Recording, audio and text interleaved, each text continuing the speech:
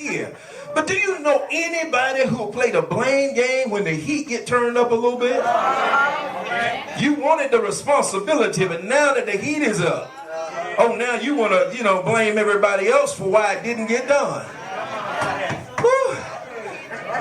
Martha's problem was not that she had too much work. Her problem was she allowed the work to distract her from the first priority. Look at point number 2, cumbered versus communion. Verse 40 says, but Martha was distracted. She was cumbered with much serving, and she approached him and said, Lord, do you not care that my sister has left me to serve alone? Therefore, tell her to help me. Now, you got to understand this word cumbered. Cumbered, it means to be distracted, to be worried, to be drawn around, to be twisted, to be drawn out, to be drawn here or there. How many times in life have you been cumbered?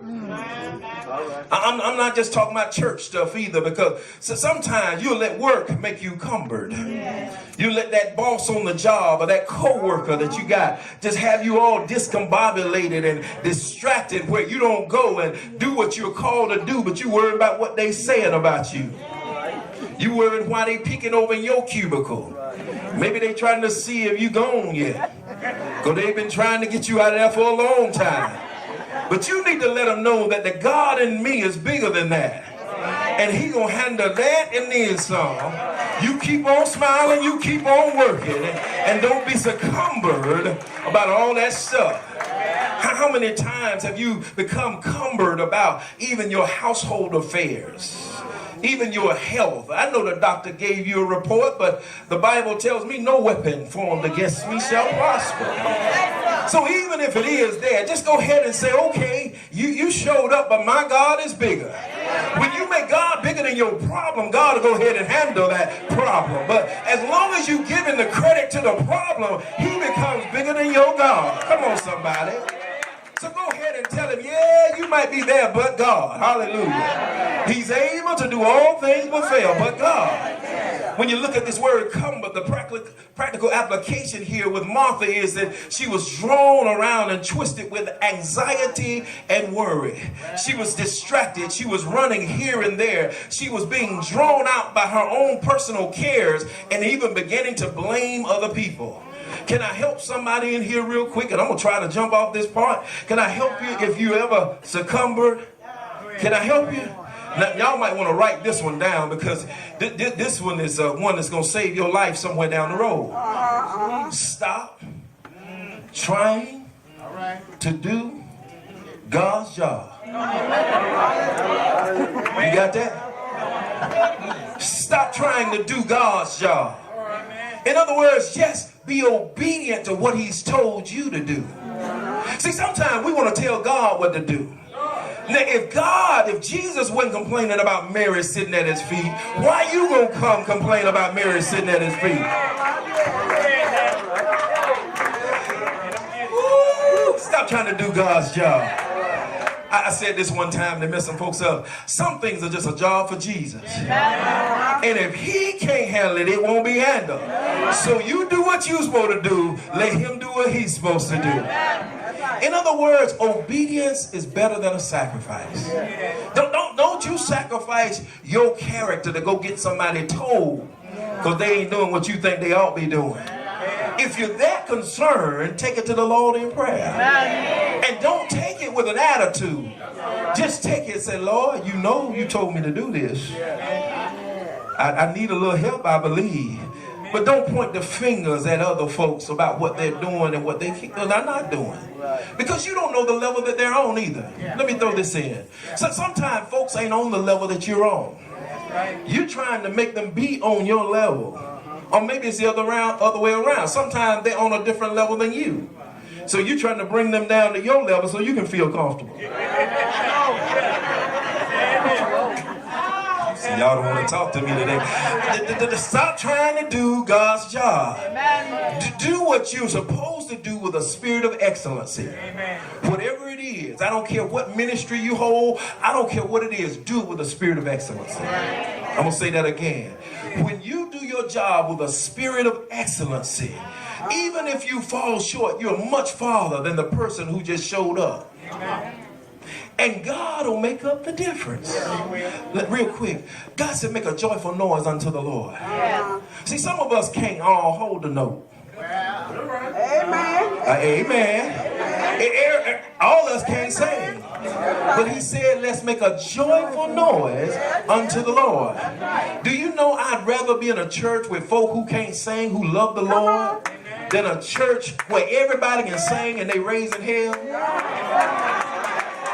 Okay, I'm moving.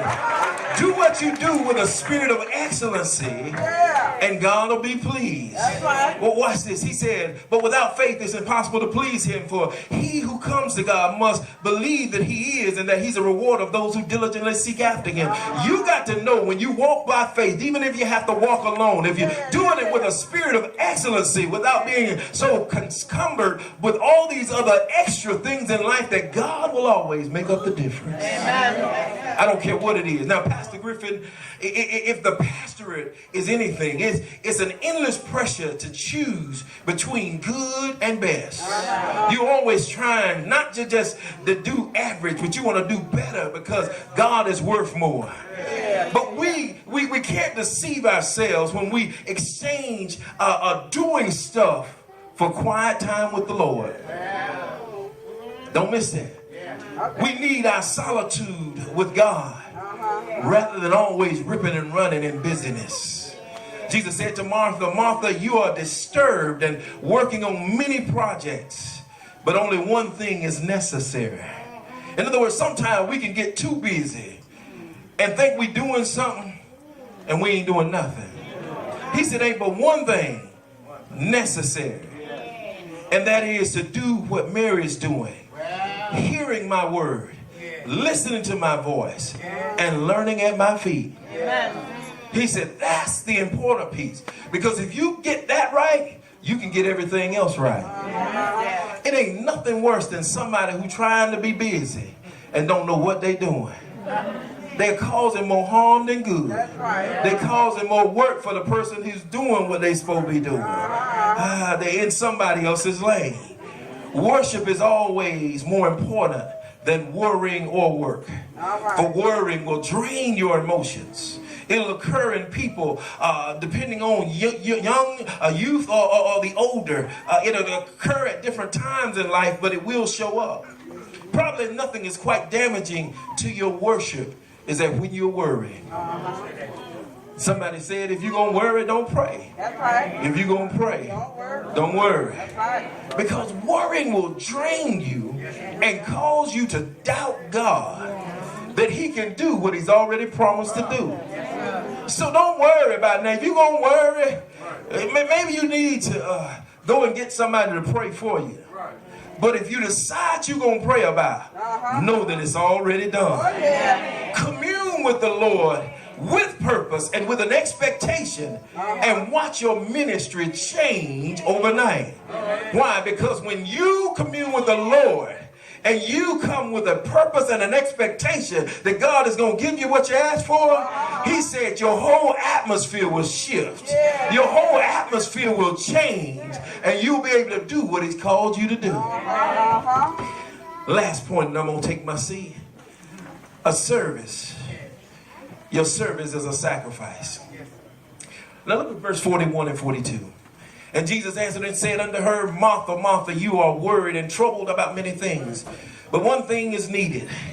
And Mary has chosen that good part which will not be taken from her. The Christian's place is on the front line. In other words, you're supposed to be on the front line because you've been filled by the Master. And you ain't being controlled by your feelings. God has called us to play in the game called life, not to keep the score. Somebody sitting on the sideline trying to keep score. He didn't say keep score. He said play the game. If you play the game, then you're communing with him and walking in his word, his will, and his way, and you're not succumbed by what the score is. Because sometimes it's going to look like you're losing, but you're winning. So sometimes it's going to look like that the enemy done got the best of you. But he said, greater is he that's within me than he that's in the world. So you can't keep score on what's going on. You just got to play the game. But you got to know that service is a sacrifice. My Martha had to learn this. I believe she had learned this by the time we get to John's gospel, because according to John 12:1-2, it says, Martha must have learned this lesson, for she prepared a feast for Jesus and the 12 disciples and her brother and her sister. That's roughly about 15 folks, and did not utter a word of complaint. She didn't say a mumbling word, but instead she had God's peace in her heart because she had learned to sit at the feet of Jesus. She had learned that if I can just spend a little quality time with him, I can tell him all about my problems, and he'll hear and answer my prayers. She had learned that no matter what my situation looked like, that this war that I'm going to get, it ain't mine. It belongs to the Lord. She had learned that if I just keep doing what he's told me to do, that my service will be a sacrifice. So I'm here to tell you, wherever you find yourself in life, you keep on running, you keep on doing. Your service will be a sacrifice. Now you got to understand, a sacrifice means you got to give up something. That's right. A sacrifice means that it ain't all gonna be rosy days. It ain't always gonna be days where you know, praising the Lord and clapping your hands. Some days you're gonna be crying. So some days you're gonna be all by yourself. So some days you're going to feel isolated and alone. But guess what? Because of your sacrifice, in a few more days, God is going to reward those who diligently seek after him. No. Every time somebody made you cry, God was storing up a reward for you. Every time you had to fall down on your knees, God is storing up another reward for you. What am I trying to tell you is sacrifice, it hurts sometimes, but it's worth it. Because sooner or later, payday is going to come after a while. Now, this is the true and the greatest thing about service, because to serve sometimes means you will be unnoticed. It sometimes means your work will be unseen. But it means that because you did it for the Lord, he has a reward waiting on you with your name on it. It ain't for Mary, it ain't for Lazarus, it's for you, Martha. So you ought to keep on sacrificing in your service. Can I go to my seat with a story? I'm going to tell this story and I'm going to take my seat. There was once a lady who was running a nursery at church. Matter of fact, last Sunday she turned to the nursery. She returned to work and her heart was all in it. But when she got there, she got burdened down. The children were all over the place. They were just doing everything they thought they were big enough and bad enough to do. And what did she do? She got brokenhearted and she really didn't want to work anymore because she felt like if she disciplined the child, then the parent would get upset. She felt like if she just left, then the church would be mad at her for leaving her post. So she hung on in there anyway, and she did the best she could. She prayed a little while and she made everything work, and then she left the nursery. But as soon as she got out those doors, she said, I'm going to see Pastor because I can't take this no more.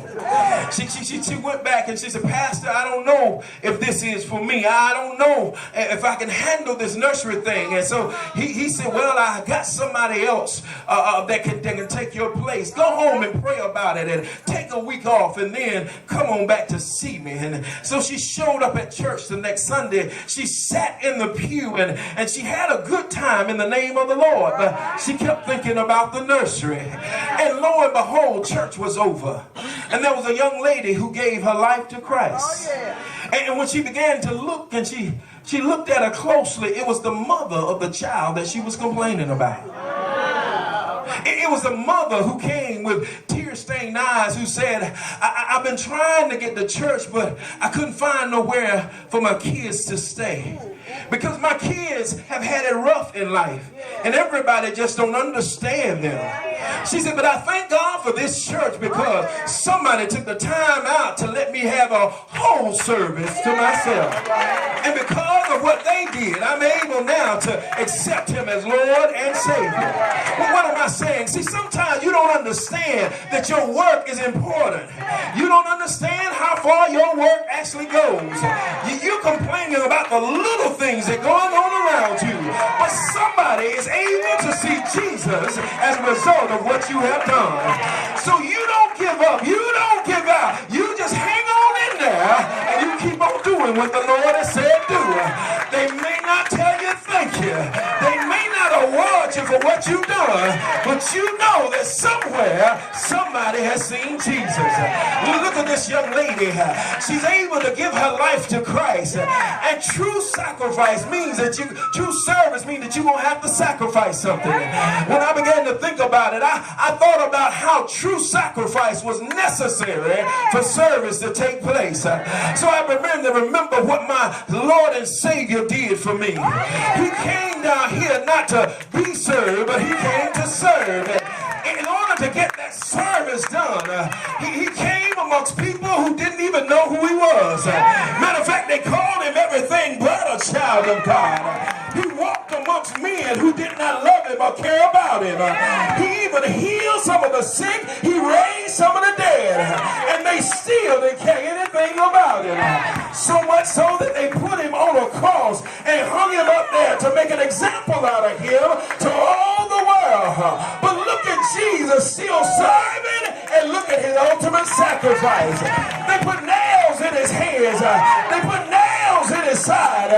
They put nails in his feet. But look at him, keep on sacrificing so that all of us might have a right to the tree of life.